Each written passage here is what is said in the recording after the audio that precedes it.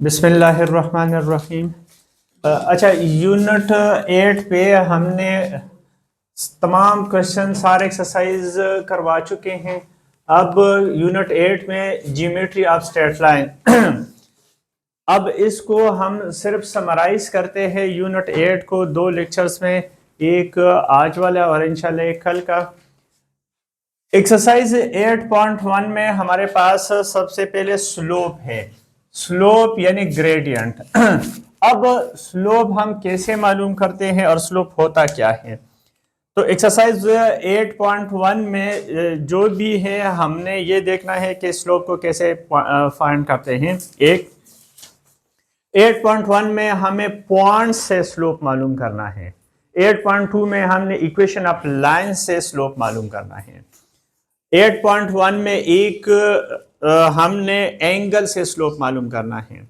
अच्छा, स्लोप होता क्या है? स्लोप आपको अच्छी तरह पता है कि अगर हमारे पास ये एक वॉल है, ठीक है ना, तो यहां पे हमने कोई भी चीज लगा के रखा है, सीढ़ी है, जो भी है एक्सेट्रा।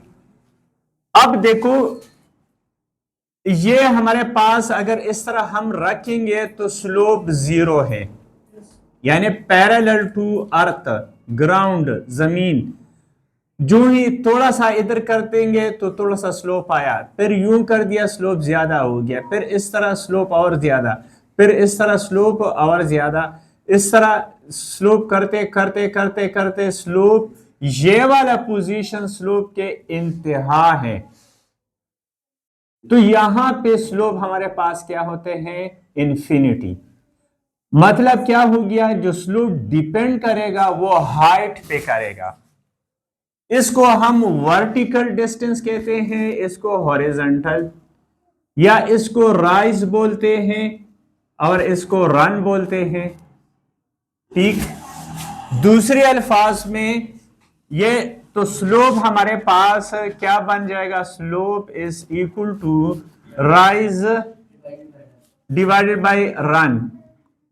कंक्लूजन क्या है? जितना हाइट ज्यादा होगा उतना स्लोप ज्यादा होगा। ये तख्ता हमने रखा है, स्लोप ये देखो, ये हमारे पास स्लोप कम है।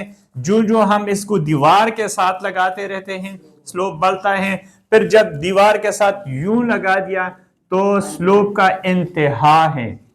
तो किसी नंबर के इंतहा को, लास्ट इंतहा को हम इन्फिनिटी कहते हैं। तो ये हमारे पास क्या होगा? यानी जिसका हाइट ये मैक्सिमम हाइट हो जाता है, तो ये हमारे पास स्लोप क्या होते हैं? अनडिफाइंड होते हैं। अच्छा, बिल्कुल जब इस तरह रखा होता है तो कोई स्लोप नहीं होता है, तो स्लोप हमारे पास क्या होते हैं? 0 होते हैं। यानी अगर हमारे पास ये x, ये y, ये x डैश और ये y डैश है, तो parallel to x axis, parallel to x axis, इसके पैरेलल हमारे पास स्लोप जिसको हम m से रिप्रेजेंट करते हैं ये 0 होता है, पैरेलल टू x एक्सिस। और parallel to y axis slope हमारे पास क्या होते हैं? अनडिफाइंड होता है। कंक्लूजन क्या आ गया कि इसका इक्वेशन हमारे पास, इस लाइन का इक्वेशन हमारे पास y इज इक्वल टू 0 है। इस लाइन के इक्वेशन हमारे पास क्या होते हैं? x इज इक्वल टू 0 होता है। तो अगर स्लोप हमारे पास इंफिनिटी है तो इक्वेशन ऑफ लाइन हमारे पास क्या आएगा? x इज इक्वल टू 0 आ जाएगा। और अगर स्लोप 0 है तो equation of line y is equal to 0 हो जाएगा। ठीक है ना? x 0 इसलिए नहीं है कि ये x एक्सिस तो बढ़ रहा है, ये तो मौजूद है, इस लाइन के ऊपर y 0 होता है।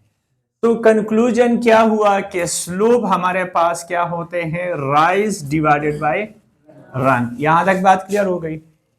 अब अगर हम यहां पे थीटा लगाते हैं एंगल,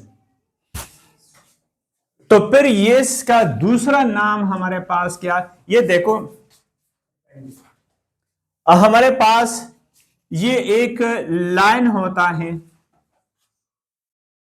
ठीक है, ये एक लाइन होते हैं।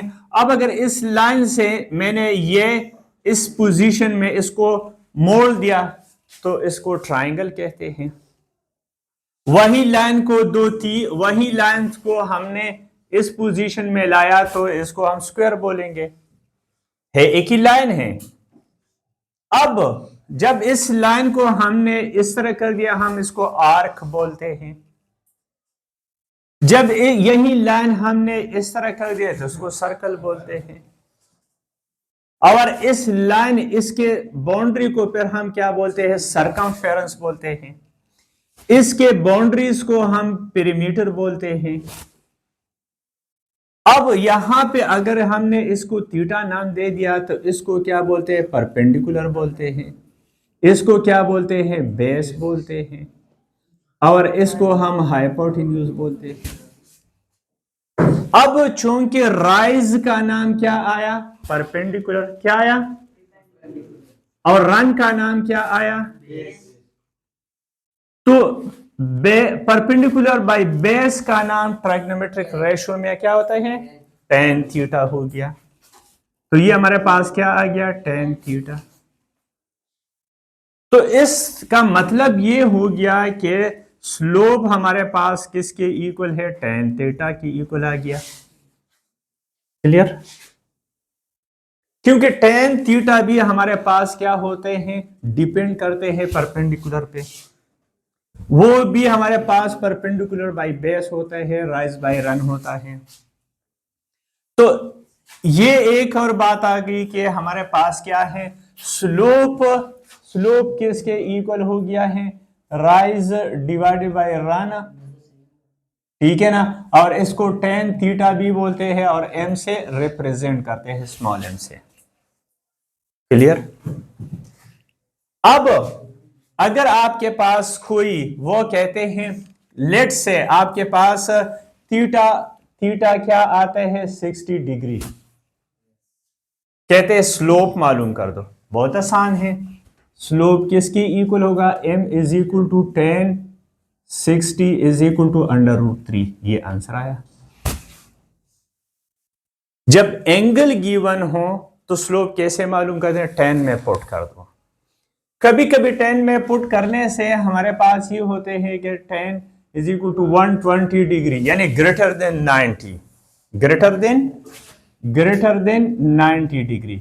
इसमें स्लोप हमारे पास क्या आता है, tan 120 किसकी इक्वल है, tan -1/√3। कैलकुलेटर से चेक कर दे मेरे, -1/√3, ये 90 प्लस 60 नहीं, -1/√3 होगा। कैलकुलेटर शो करेगा -√3/3 शो करेगा, ठीक है ना। तो ये हमारे पास नेगेटिव, क्या मतलब, नेगेटिव का मतलब ये है कि ये क्वाड्रेंट हमारे पास यहां से यहां तक 90 है। नेगेटिव का मतलब ये है कि ये हमारे पास क्या है, इधर मौजूद है सेकंड क्वाड्रेंट में। सेकंड क्वाड्रेंट में 10 नेगेटिव होता है। क्लियर? बात क्या हुई, बात ये हो गई कि हमारे पास अगर एंगल गिवन है तो स्लोप को कैसे फाइंड करते हैं। एक बात क्लियर हो गई, ठीक है ना। अब सेकंड बात, अगर आपके पास दो पॉइंट्स गिवन है तो स्लोप को कैसे मालूम करते हैं। ए पॉइंट है 2, -3 है और बी है -5, हाँ 3 है, या इसको डिफरेंट करते हैं 4 करते हैं। तो slope of A B y2 - y1 divide by x2 - x1, या y1 - y2 और x1 - x। मतलब अगर आपने y2 पहले लिख दिया तो नीचे x2 पहले लिखेंगे, और अगर y1 पहले लिख दिया तो नीचे। ये ध्यान रखना, बच्चे मोस्टली x1 को ऊपर रखते हैं, क्योंकि मैंने बता दिया कि स्लोप डिपेंड करता है किस पे, राइज डिवाइडेड बाय, मतलब ये y होता है, ये कौन सा होता है, ये y होता है। क्योंकि ये y एक्सिस होता है तो इसका एक और नाम वाई भी है और इसका नाम क्या एक्स भी है, क्योंकि ये एक्स एक्सिस पे होता है। वो वाला साइड नहीं, नहीं अच्छा ठीक है, ओके फाइन। ये वाला हमारे पास क्या है, ये अगर ये इस पोजीशन में है, ये थीटा है, तो इसको वाई भी नाम देते हैं, परपेंडिकुलर भी देते हैं, राइज भी देते हैं। इसका नाम एक्स भी होता है, बेस भी होता है और रन भी, मुख्तलिफ नाम देते हैं। तो चूंकि स्लोप मैंने बता दिया कि हाइट डिवाइडेड बाय रन होता है, ठीक है ना, तो y को ऊपर रखना है। तो स्लोप ऑफ ए बी वो किसके इक्वल होगा, वो इसके, यानी y2 के हमारे पास क्या है, ये ध्यान रखना है, ये दोनों आपस में पहले ऊपर लिखेंगे, ये ऊपर की लाइन और ये नीचे की लाइन नीचे रहेगी। अब आपने ये करना है कि कोशिश ही करना है कि ऐसे लिखना है कि पॉजिटिव बने, पॉजिटिव ना भी बने कोई इशू नहीं है, मगर एक और ध्यान रखना है वो ये है कि देखो पहले नंबर पे अगर प्लस है तो प्लस लिख दो, माइनस है तो माइनस, सेकंड नंबर पे अगर प्लस है तो माइनस बना दो, माइनस है तो, ठीक है ना। यही बात हमने डिस्टेंस फार्मूले में भी बताई थी। अब इसका आप लोगों की मर्जी है कि आप इसको ये -3 और ये -3 था तो हमने माइनस ही रहने दिया, क्लियर। जबकि ये +4 है तो -4 बना दिया। इसी तरह हमने इसको पहले लिखा था, यानी a को पहले लिखा है, 2 + 2 है तो +2 ही रहने दिया, और ये -5 है तो इसको सॉल्व कर देंगे, हमारे पास क्या आंसर आ जाएगा, -1 ही आ जाएगा, क्लियर। ये हमारे पास स्लोप हो गया। ये स्लोप ऑफ पैरेलल लाइन है, ये हमारे पास क्या है, slope of line parallel to A B, ये भी इसको नाम देते हैं माइनस, क्लियर। अब अगर स्लोप ऑफ परपेंडिकुलर हो जाता है तो परपेंडिकुलर में दो बातें आप लोगों ने करना है।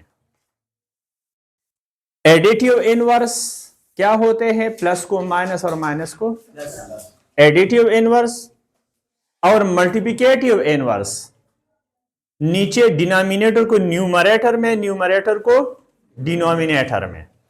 अगर आपके पास ये लेट से हम थोड़ी सी चेंजेस करते हैं इसमें से किसी एक में, ये 4 की बजाय हम क्या 7 लिखते हैं, 4 की बजाय हम 7 लिखते हैं, फिर आंसर क्या आ जाएगा,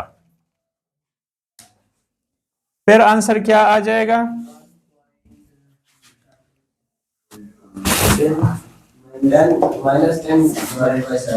हाँ -10 डिवाइडेड बाय 7, तो यहां पे -10, सॉरी ये माइनस पहले से है, डिवाइडेड बाय 7। अब slope of perpendicular line, perpendicular, वो क्या मैंने क्या बताई, दो बातें, एडिटिव इनवर्स, प्लस को माइनस, माइनस को दूसरा मल्टीप्लिकेटिव इनवर्स। एडिटिव इनवर्स ये क्या है, माइनस है तो प्लस बन जाएगा, मल्टीप्लिकेटिव इनवर्स इसको उल्टा कर देंगे, 7/10। दो बातें हो गई स्लोप मालूम करने का 10 से, ठीक है ना। अगर एंगल गिवन है तो स्लोप कैसे मालूम करेंगे, और अगर पॉइंट्स गिवन है ए बी तो आप लोग 10 को कैसे मालूम करेंगे, स्लोप को कैसे मालूम करेंगे, क्लियर। तीसरी बात, अगर आपके पास लाइन मौजूद है, लाइन का मतलब यह है कि अगर आपके पास क्या है 2x + 3y + 7 = 0, ये इक्वेशन ऑफ लाइन मौजूद है, ठीक है ना। तो इसको आप लोग कैसे करेंगे? दिन आपने इसको स्लोप इंटरसेप्ट फॉर्म में लेके आना है। स्लोप इंटरसेप्ट फॉर्म क्या होते हैं? y को इधर छोड़ दो, 3y, ये दोनों उठा के उधर ले जाओ, -2x और -7। यहां y बिल्कुल इंडिविजुअल, जिसका कोएफिशिएंट 1 हो, कोई कोएफिशिएंट ना हो, इसको b3 से, इसको b3 से और इसको भी, ताकि यहां पे y के साथ हमारे पास कुछ भी न बचे। y is equal to -2/3 x -7/3। तो इसको कहते हैं स्लोप। x के साथ जो कुछ भी बना, अच्छा नजर नहीं आ रहे? अच्छा, x के साथ जो कुछ भी बन गया, ये हमारे ये नजर आ रहे हैं ना? अच्छा ठीक है, इसका मतलब ये है कि ये कैंसिल करने के बाद जब ये सिंपल आ जाता है, मीन हमारे पास क्या आते हैं? y is equal to -2/3x -7/, इसको हम क्या बोलते हैं? ये हमारे पास स्लोप आ गया। x के साथ जो कुछ बना वो हमारे पास, इसको स्लोप इंटरसेप्ट फॉर्म में, पहले स्लोप इंटरसेप्ट फॉर्म में लिखेंगे, ठीक? तो ये तीसरा मेथड आ गया। अच्छा, इसको अगर हमारे पास ये, इसको अगर आप लोग क्या कहें? इसको a कहें, यानी x के साथ जो भी होते हैं उसको हम a बोलते हैं, y के साथ जो भी होते हैं उसको हम, और ये कांस्टेंट को हम क्या बोलते हैं? c। अगर ऐसा इक्वेशन आते हैं तो डायरेक्ट भी आप लोग ये स्लोप है, तो स्लोप का फार्मूला इक्वेशन ऑफ लाइन में क्या होता है? -a डिवाइडेड बाय, ये फार्मूला है, यानी coefficient of x divided by coefficient of y minus coefficient of x के साथ जो भी कोएफिशिएंट होगा। अब यहां x के साथ क्या है? 2, तो ये क्या आ गया? ये माइनस अपनी जगह पे 2 डिवाइडेड बाय y के साथ क्या है? 3। तो ये हम इक्वेशन ऑफ लाइन से स्लोप मालूम करते हैं। स्लोप यहां पे यूनिट 8 में पहला जो टॉपिक है वो ये है कि ग्रेडियंट या स्लोप कैसे मालूम करते हैं। एंगल हो तो tan थीटा में लगा, tan में लगा दो। पॉइंट्स हो तो y2 minus y1 divide by x2 minus x1।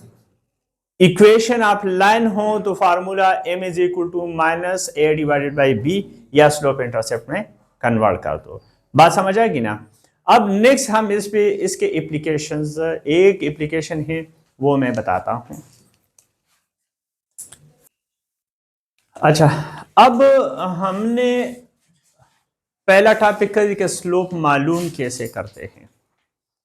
अब हम इसके एप्लीकेशन का ये है कि देखो, अगर आप लोग देखेंगे तो अगर हमने यहां पे इस पोजीशन में कोई लकड़ी या जो भी चीज लगा दिया ना इस पोजीशन में, तो अगर देखा जाए तो सारों का स्लोप सेम है ना?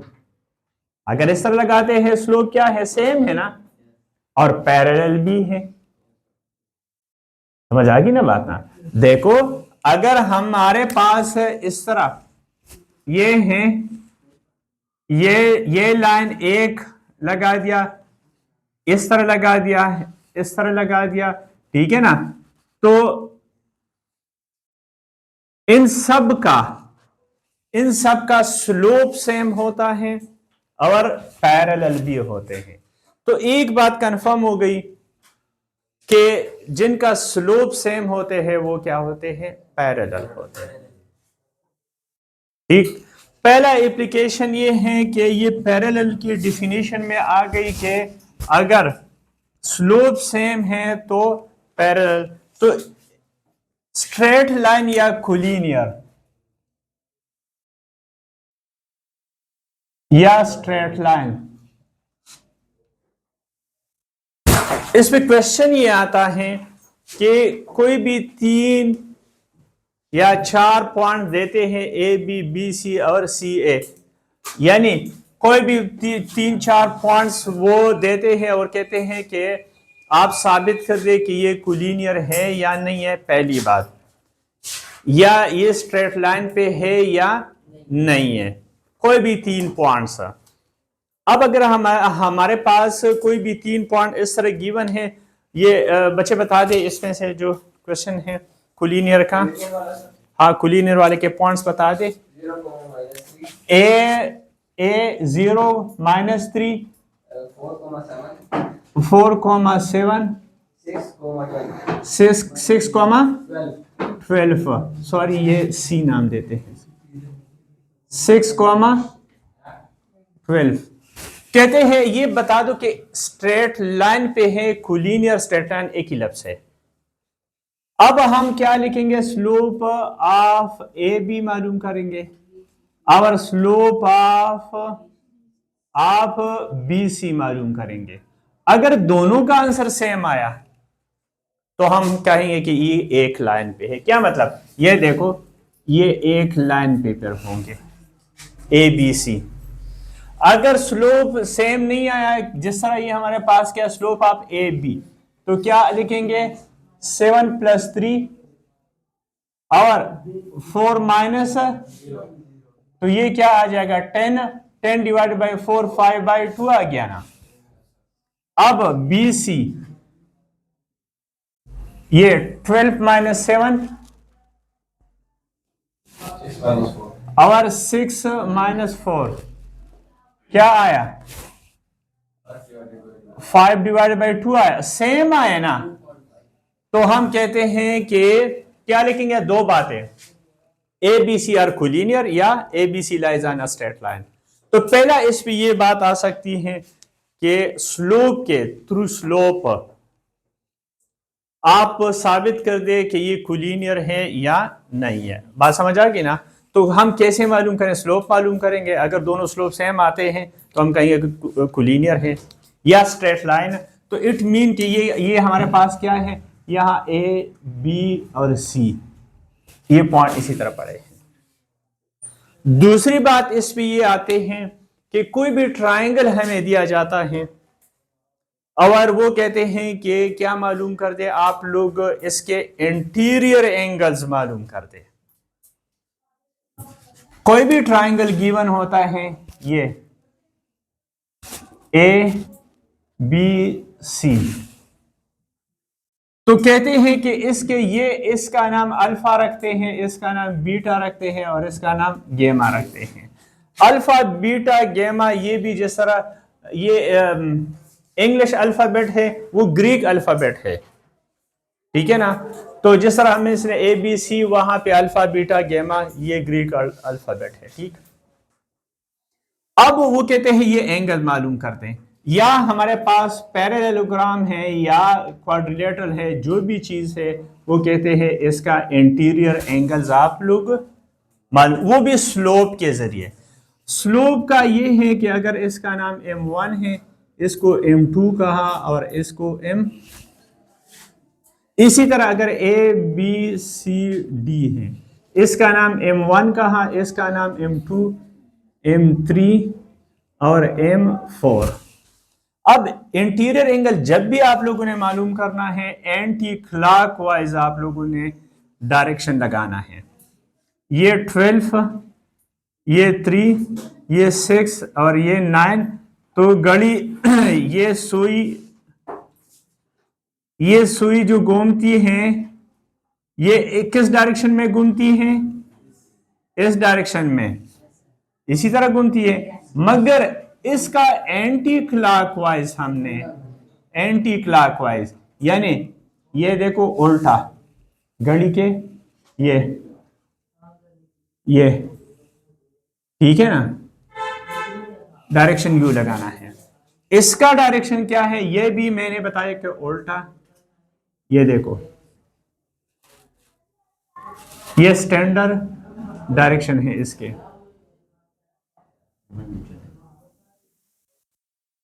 यानी घड़ी के सुई के उलट आपने इसको डायरेक्शन देना है।